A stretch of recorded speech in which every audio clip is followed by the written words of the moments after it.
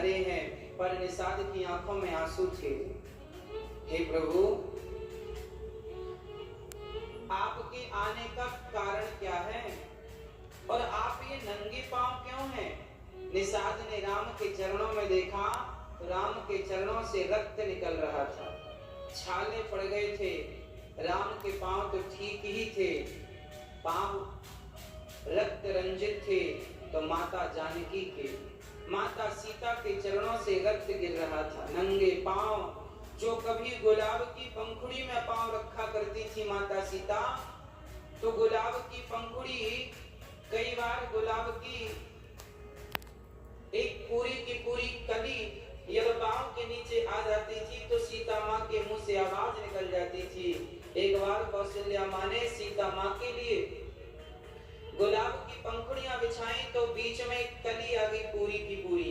माता सीता के चरण जब उस कली पर पड़े तो जोर से आवाज निकली। कौशल्या ने कहा, बेटी क्या हुआ? बोले, माँ, मुझे ये कमल की कली चुभ गई। इतने कोमल चरण जिन माँ के थे, आज उन्हें नंगे पांव जंगल में चलना पड़ा। देख करके निषाद राज की आंखों में आंसू आ गए।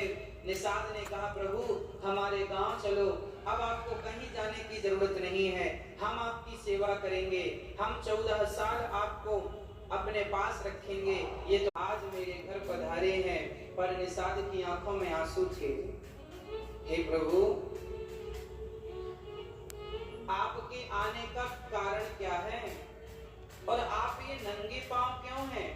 निषाद ने राम के चरणों में देखा तो राम के चरणों से रक्त निकल रहा था, छाले पड़ गए थे।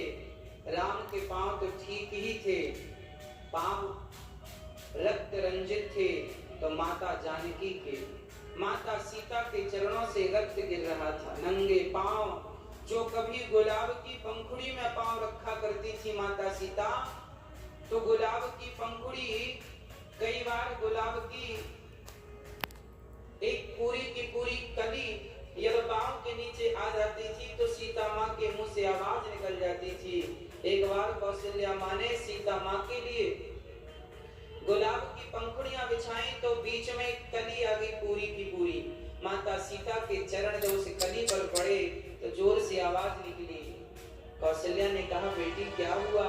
बोले, माँ, मुझे ये कमल की कली चुभ गई। इतने कोमल चरण जिन माँ के थे, आज उन्हें नंगे पांव जंगल में चलना पड़ा।